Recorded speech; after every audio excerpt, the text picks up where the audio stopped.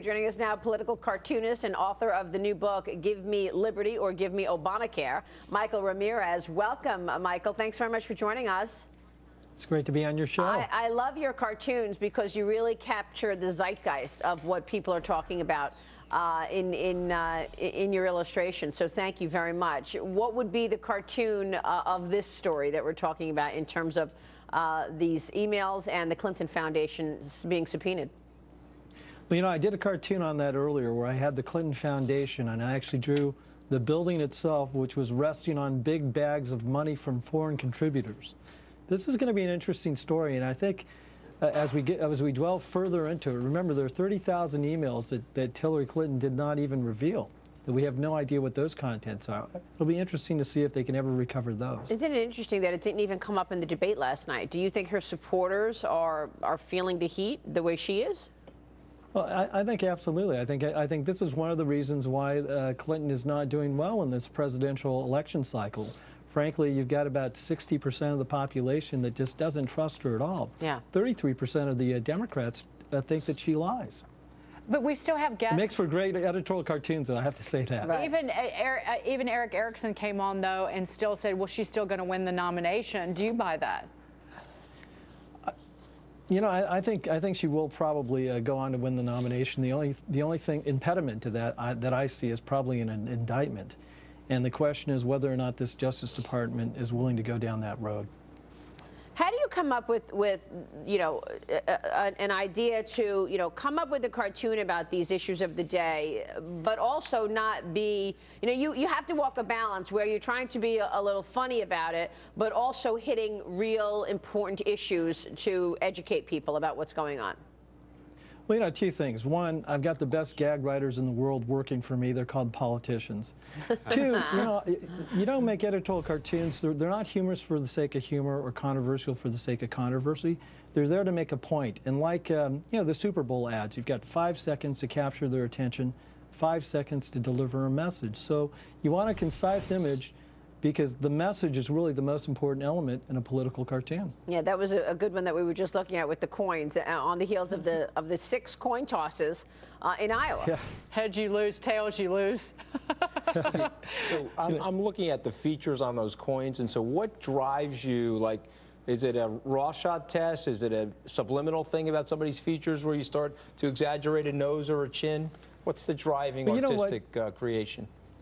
Well, you know, it's the dynamics of their features, but you utilize those dynamics to sort of shape the character of the person that you're drawing. For instance, when you think of Richard Nixon during the Watergate administration, as he got embroiled deeper into the controversy of Watergate, his features got darker, his eyes got you know, gloomier. The same thing's happening with Barack Obama and his presidency. The more the economy does horribly, the more his administration is embroiled in these controversies, you know, and the more lies that this administration is telling, his ears get bigger and bigger. With Hillary Clinton, I did a cartoon where I drew her as one side of a coin, and her nose is almost coming off the edge of the coin because of you know, the amount of lies that she's told. So it's a Pinocchio sort of thing? Absolutely. And you utilize these devices, things that people are familiar with.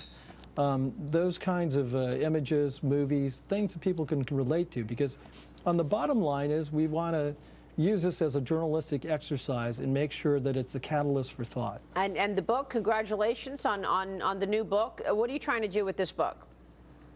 Well, you know, what I want to do is I want to highlight what this administration has done and sort of the chaos and destruction that they've levied across on the American people in the last 7.5 years. When you think about it, the U.S. median income has dropped by 12% in the 6 years preceding 2013, and now it's even worse.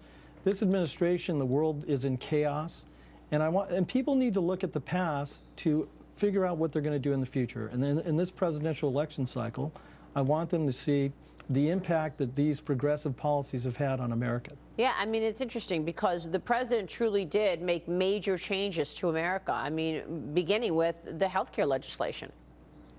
Absolutely, and these will have profound effects. I mean, this election that's coming up right now, when you think about it, Maria, 9 out of the 13 appellate courts right now are very progressive by overwhelming majorities. this 5-4 slim conservative, sometimes conservative majority is the only thing that's stopping them from legislating from the bench. These elections have huge impacts and huge consequences. The next president's going to decide probably on 1 or 2 Supreme Court justices. And when you think about the world and the chaos that's going on right now, this nuclear arms race that's happening because of Iran, there's a lot of factors here that are very, very serious. And I know we're sort of laughing at the superficial nature of these elections that are coming up, but there are very difficult choices that need to be made. Yeah, and we should point out that the president apparently would like to be a Supreme Court judge, right? I mean, the speculation is that Hillary Clinton will name Obama to the Supreme Court. He'll follow Right, William and when you Howard look Taft. Is the only two that. I'm sorry? William Howard Taft would be the only president that did that, Maria. Both president and a Supreme Court justice. Michael, final word? Right. And think about it. This is a president who really feels no obligation to follow the Constitution in many ways. And I think it's been one of the most unlawful administrations as far as going beyond the limitations of constitutional authority. Is that really what you want in a Supreme Court justice? All right, we will leave it there. Michael, I want to thank you. You're one of the main reasons why I would never go into politics. I don't want to be ever drawn by you. Well, you know, I'm memorizing your face as we speak. Michael, thank you. Appreciate it, Thanks Michael for having me on. Ramirez. We will keep watching.